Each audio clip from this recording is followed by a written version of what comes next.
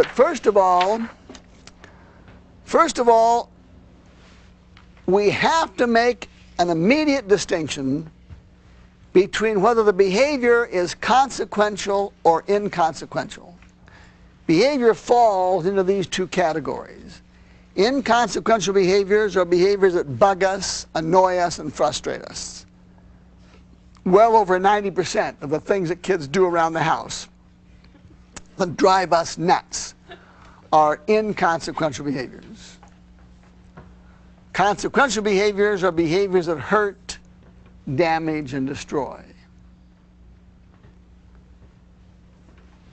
These first two skills are effective, particularly effective, in dealing with inconsequential behaviors. And when I talk about inconsequential behaviors, I'm talking about whining, tantrums, mild forms of sibling rivalry, complaining, and jousting. Jousting is when kids appear to be fighting, you see, but nobody's really getting hurt. Sort of posturing kind of thing.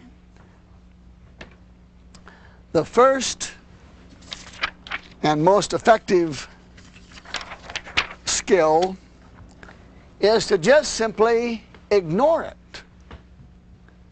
To ignore the inconsequential behavior. Now, I'm sure that you have heard that many, many times.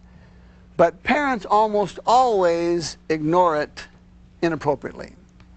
There is a way of ignoring and a way of not ignoring.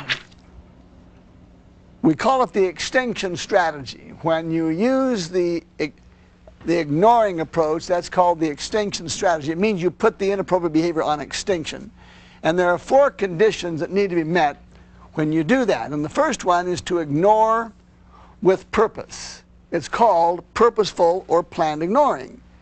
And what that means is that you just go off and do other things. Oh, I've got to call Mrs. So-and-so. You just walk off. You see? Now I need a helper here, and so would you help me again, please? Thank you.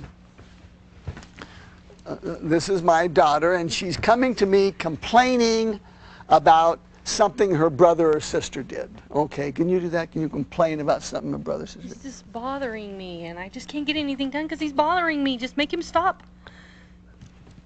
I can tell you're terribly annoyed, and I'm really sorry, dear, doggone it. And then you just walk off. Now, come back, please.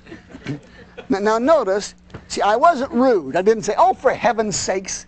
Does it always have to come to this? It seems as though every time your brother looks at you cross-eyed, it's blah, blah, blah, blah, blah. No. See, you're calm, and you just say, and you listen. And you're empathetic. You look them right in the eye, and you say, I'm sorry that troubles you. I'm sure that's very annoying, dear. And then you give them a gentle little prompt. We don't call it a shove. We call it a prompt. See? And then you just move off. Now, parents will say to me, what if the kid follows you? You see, follows you around. That's okay. You just keep right on moving. And as you're doing this, you see, you're certain that you leave behind no messages which indicate that the kid got to you. In other words, as the kid is walking away and you're walking away, you don't go, oh, no. You see, you just walk on. And your composure is still up, you see.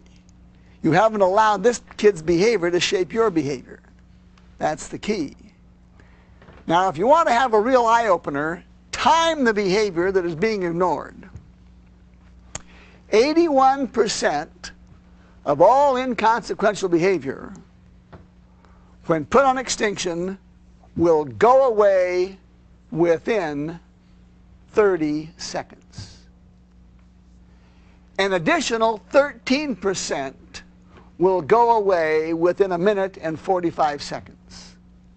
That means that 94% of the inconsequential behavior will just go away within a minute and 45 seconds. Some behaviors take longer, like tantrums, but not all of them. But just if it's inconsequential, you just walk off. I was giving a talk a number of years ago to a very, very, very large group of mothers, hundreds of them. And one mother raised her hand and said, if I didn't move in there and stop my boys from fighting, they would kill each other. And I said, really? And she said, yes. And I said, are you there to stop all of their fights? And she said, well, I don't suppose so.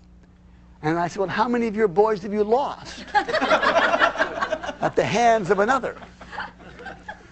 Well, she got the point. Now, the next day, I was giving a follow-up presentation.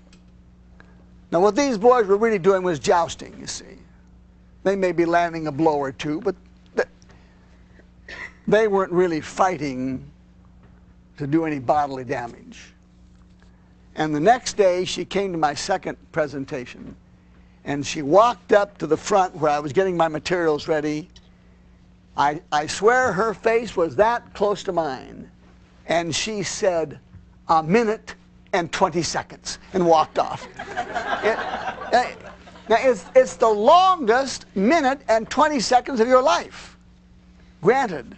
But if you can just keep from looking down, talking down, and touching down, and you just go right on, but time it. It's just almost unbelievable. And then a short time later, look for opportunities to acknowledge appropriate behavior.